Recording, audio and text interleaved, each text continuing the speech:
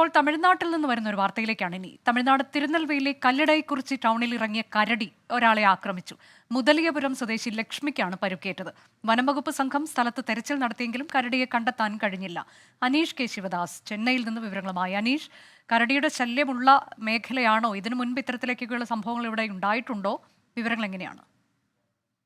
തീർച്ചയായും അനുജ, വനമേഖലയോട് ചേർന്ന പ്രദേശമായതിനാൽ മുൻപും ഈ മേഖലയിൽ വന്യമൃഗങ്ങളുടെ ശല്യം ഉണ്ടായിട്ടുണ്ട്. മുൻപ് ഇതിനോട് ചേർന്നുള്ള ആൾവാർകുറിച്ചിയിൽ കഴിഞ്ഞ വർഷം കരടിയുടെ ആക്രമണത്തിൽ 2 പേർക്ക് ഗുരുതരമായി പരിക്കേറ്റിരുന്നു.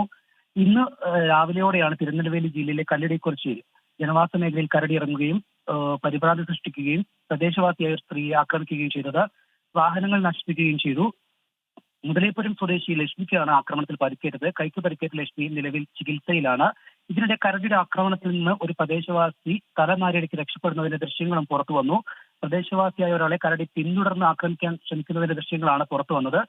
മുൻപ് കരടിയുടെ ആക്രമണം ഉണ്ടായ സ്ഥലമായതുകൊണ്ട് തന്നെ പ്രദേശത്ത് ജാഗ്രതാ നിർദ്ദേശം മുൻപ് നൽകിയിരുന്നതാണ്. നിലവിൽ കരടിക്കായി തെരച്ചിൽ നടത്തിയെങ്കിലും വനംവകുപ്പ് സംഘത്തിന് കരടിയെ കണ്ടെത്താനായിട്ടില്ല.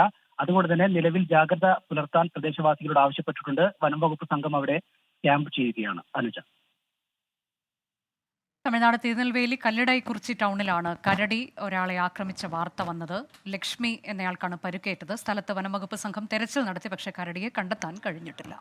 ലോകത്തെവിടെയായാലും ഏത് സമയത്തും 24 വാർത്തകളും ഓഗ്മെന്റഡ് റിയാലിറ്റി പാക്കേജുകളും എക്സ്പ്ലെയിനറുകളും വിശദമായി കാണാൻ ഞങ്ങളുടെ യൂട്യൂബ് ചാനൽ നിങ്ങൾക്ക് സബ്സ്ക്രൈബ് ചെയ്യാം.